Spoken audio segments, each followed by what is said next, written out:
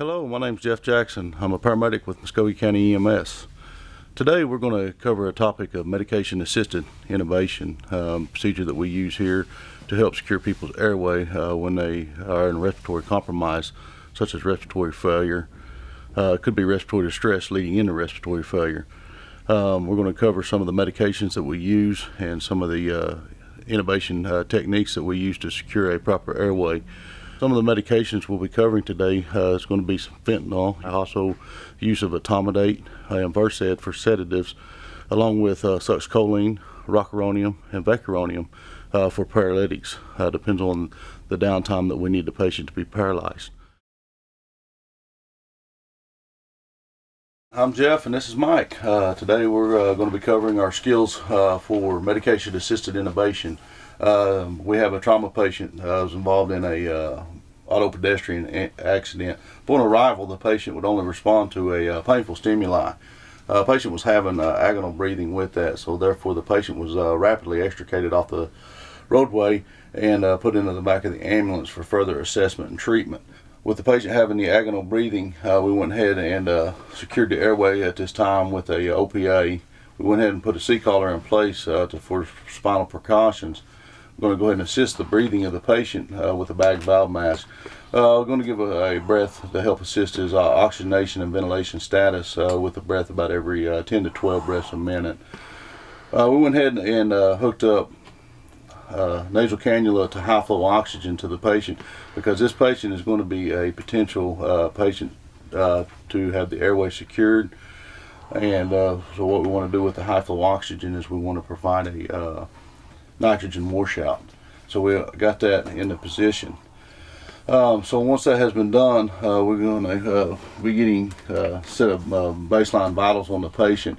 With baseline vitals, we want to assess our pulse oximetry. We want to assess the EKG of the patient as far as the heart rate goes, and we also want to get a set of vital sign or blood pressure on the patient. Therefore, we can determine whether our patient is going to be in shock or not, because that may help with some medication treatment that we're going to utilize on this trauma patient. Because one of the medications we may want to consider is going to be an opiate medication such as fentanyl, which is what we would consider. We want to go ahead and get the fentanyl preloaded to the patient early on, because it's usually most effective if it's administered 3 to 5 minutes per any other medication being administered that we're going to talk about here in a little bit. So with the fentanyl that we carry, it's going to be in there's 500 mics in 10 mLs. So we want to go ahead and draw up our fentanyl for the patient. The dosing of the fentanyl is 2 to 3 micrograms per kilogram of the patient in this situation. So we're going to say the average weight of this patient would be 100 kilograms. So if we're going to go with the 2 mics per kilogram of the patient, we will consider giving the patient 200 mics of fentanyl, which is going to be approximately 4 mils. So we can go ahead and get that drawn up.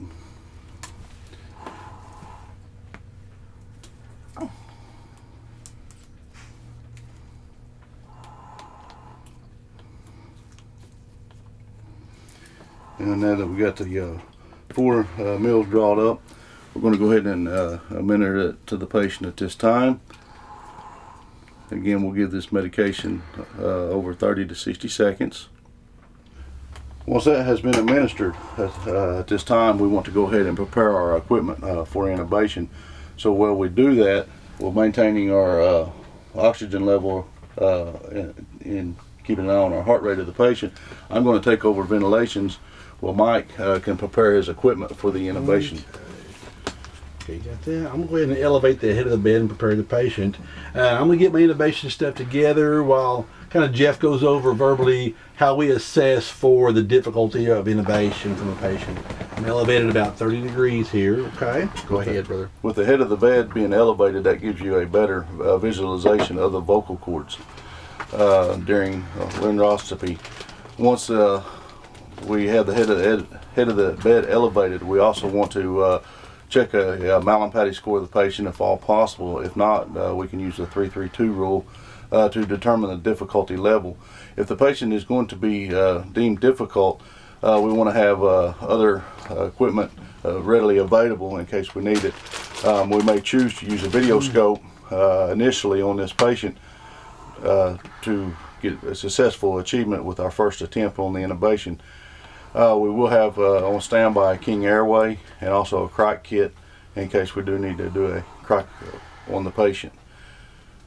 Okay. I'm going to go ahead and hook up the entitled CO2 to the monitor already, so it'll be ready, available. But I won't get a reading on it until we have intubation hooked up to the ET tube. Okay. I'm also going to take the proper size ET tube and connect the 10 mil syringe to it and inflate the cuff while it's still in the package, maintaining sterility of the ET tube itself to make sure my cuff will stay inflated, and I'm good there. I'm going to deflate the cuff and put that on standby right there. I'm going to get my laryngoscope together and select the proper size blade for the patient, make sure it's operational, and make sure the light is bright and white. Also going to make sure that I've got ET tube Thomas lock ET tube holder for successful securing the device after successful intubation. Okay. All right, I'm going to go ahead and let Mike take over back ventilations here. I'm going to prepare to give other medications to the patient now. Before we give the medications on my monitor, I'm going to hit my lead button, and I want to go ahead and scroll down and set my monitor to have EKG, pulse ox, and we're going to have capnography at the bottom. Capnography is not going to show anything at this time, but as soon as we get successful intubation of the patient, we should have a capnography waveform and a numerical value with there. We start ventilating the patient with the ET tube. So, once our equipment has been checked, now we want to prepare our medication to sedate and paralyze the patient. Medication of choice for sedation is going to be etomidate. Etomidate is indicated for patients of all ages. And with the etomidate, it's 2 milligrams per ml. There's a total of 40 milligrams in the vial. So with this patient, we're going to estimate their weight to be 100 kilograms. So therefore, that would put us at our max dose of etomidate of 30 milligrams, which will be 15 mLs. Our paralytic of choice that we're going to use is going to be rocuronium. Rocuronium is dosing. There's a dosing range, but we're going to stick with a 1.0 milligrams per kilogram dosing. We can use 1.2 milligrams per kilogram if we feel that it's going to be beneficial to the patient in that situation. With the rocuronium, it's a 10 milligram per ml dosing. So therefore, for a 100 kilogram patient, we're going to give 10 mLs. So we will go ahead and draw that up and get that ready as well. Once our medication has been prepared, we want to go ahead and administer our medicine. We'll administer each one of them over a 30-second time frame. So hook the medicine up, you'll pinch the line, and therefore you're going to give the dose over 30 seconds. Once it's been administered, immediately following, you're going to give your paralytic.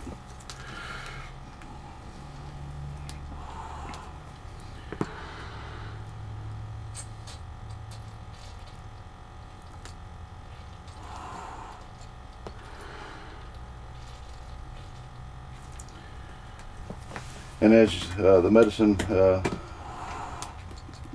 is getting infused, the patient should start becoming relaxed. At this time, we're going to go ahead and further prepare the patient for the intubation. We're going to go ahead and loosen the C-collar up. When the C-collar is loosened up, Mike is going to be getting his laryngoscope and ET tube ready. He's got that ready. I'm going to remove the OPA out of the patient. He's going to go ahead and see if he can get direct visualization of the vocal cords. If he can, he's going to go ahead and pass the ET tube. You notice we still have the high flow oxygen in place at the time to help keep the patient from desatting. We're monitoring the pulse oximetry and the heart rate of the patient, looking for bradycardia or hypoxia. Once the tube has been in place, he inflated the cuff with a 10 mils of air. We're getting CO2 put on the ET tube. Good. And we're going to put the bag on there, and immediately we're going to start ventilating the patient. And when we start ventilating the patient, we're going to check CO2 to see if we have waveform. If we do have good waveform, that's an indication that the tube has been properly placed. We're also going to listen over the epigastrium. With negative sounds there, we want to come up and we want to check bilateral breath sounds to make sure we don't have the tube in too far.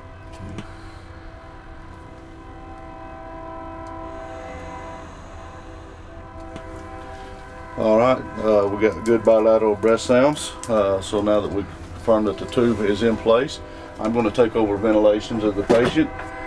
While doing that, we're going to make sure we keep an eye on our CO2 number at this time as well, and we want to keep it in the range between 35 and 45 on the trauma patient. Mark the depth of the tube at 19 centimeters at the teeth. Alright, the tube is at 19 at the teeth.